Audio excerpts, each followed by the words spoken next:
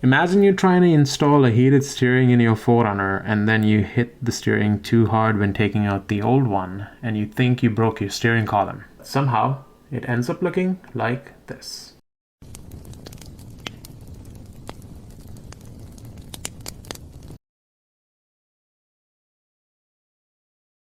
So this is what the steering looks like before.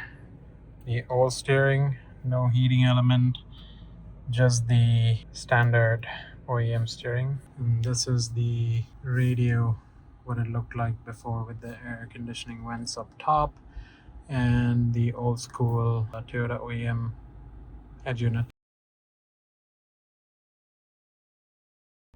So this is the heated steering wheel that I got from Car Trim Home. It is with the red stripe and this thing works amazing. It's got the heating element all around. Installs about 2 hours and it's pretty simple to do. It was really scary when I did it. I feel like I messed up even though I followed all the instructions from King Sev. And because the steering it's a 2010, so when I installed this in 2024, the steering was very much stuck on here. So even though I loosened up the nut behind the airbag, once you take it all off, it was jammed. So I hit it a few times because that's what most of the people on YouTube said you could do, is just give it a slight tap. I think I may have put a little bit too much force, so when I hit it, the clock spring came out too, and I started panicking because you didn't want the clock spring to be, to move or any of those things, because that affects your steering and your alignment and everything as well. So at least that's my understanding on it.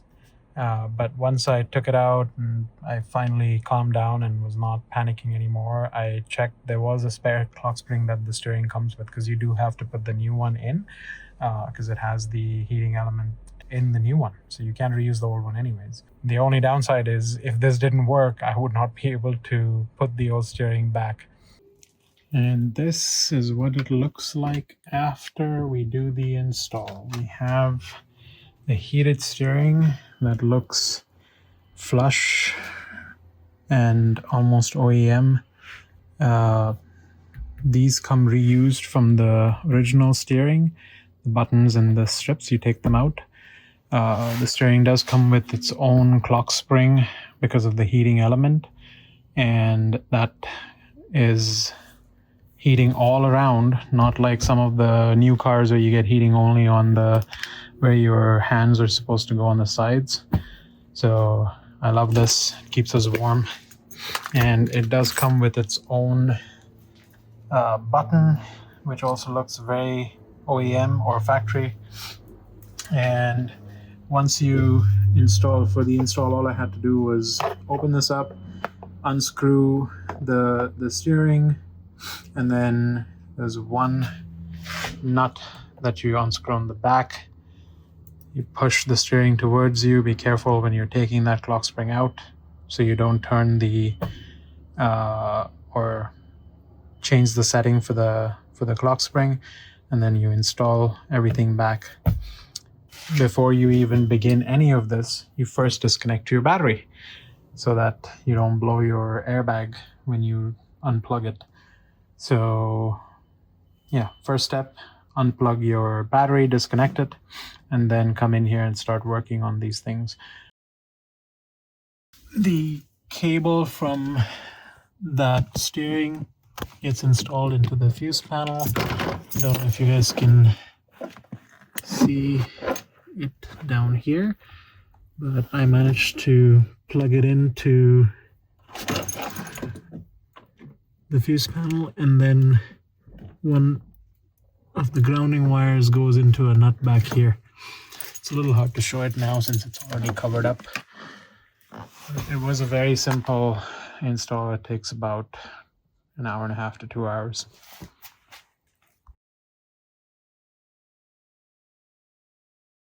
One of the tips for when you're working on your car is don't take your car half out of the garage and then start working on things like steering and oil changes or any of that, because I've done that twice now, once with the steering install and once with the oil change that I was doing. And when you're halfway through the install and you gotta go somewhere, your car is half out, can't close the garage. So make sure you close your garage, make sure your car is in the garage, and then work on the car. Don't take it half out. I would say is make sure you put your windows down, especially if you're working in a garage and it's summer, because it can get really hot in there and you want to be able to breathe while you're doing this. This is the T12 V2 and it's a massive screen. It's an Android tablet, but it also has the Apple CarPlay. It auto connects to your phone, and we'll see that in a second. There we go. So looks just like the 2025 4Runner, the new 6th gen. You have your Google Maps and YouTube Music or whatever your apps, everything is in here, and it works really well. It's responsive, and if you don't want to use the CarPlay, you also have the ability to just use your native Android built-in apps. So you have Google Maps built in. I've set up a shortcut on my phone so I can use a hotspot from my phone directly to this, and it connects automatically. Right now it's connected to Wi-Fi in my house, but you can connect to your hotspot when you're driving, and it's awesome. The other thing you also get is you can use all the apps on here. So when you're camping and you're out in the middle of nowhere and you want to watch movies, it's a nice way you can open the Netflix app, YouTube, any of these, and you can watch stuff while you're camped out there on a bigger screen instead of just your phone. The cool thing about this was, in order to get the screen up here, so in the 4Runner you usually have the air conditioning vents up top with the clock and everything in there. So you do have to take that clock out because this thing sits flush. Yeah, I have one of the clips. It's loose, so I need to fix that, but it sits flush along everything and it looks almost OEM, and your vents get moved down because of that. So it comes with this whole thing is one unit. As you can see, this is the entire head unit and it fits perfectly. You do need to save the clips that are in, there's about 4 of them.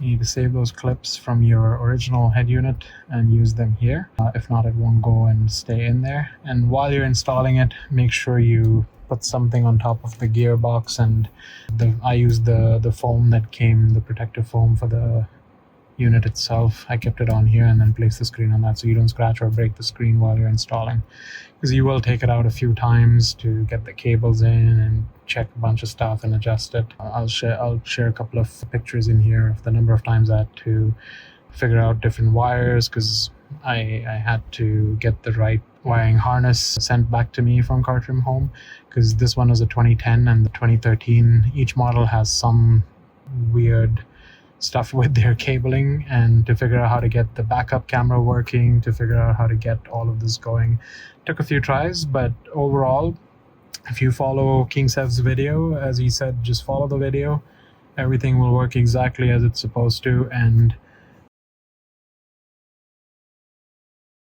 I'm really happy with this unit. It's amazing. So I would highly recommend, if you do have a 4Runner and you're looking for upgrading your head unit, this thing is awesome. And it connects to all of this stuff in your vehicle for the backup camera and for the sound system. I didn't have any issues. I can play something really quickly and you guys can hear it on here. So the Wi-Fi is a little poor, so I'm going to do it through the Apple CarPlay since it will load a little faster.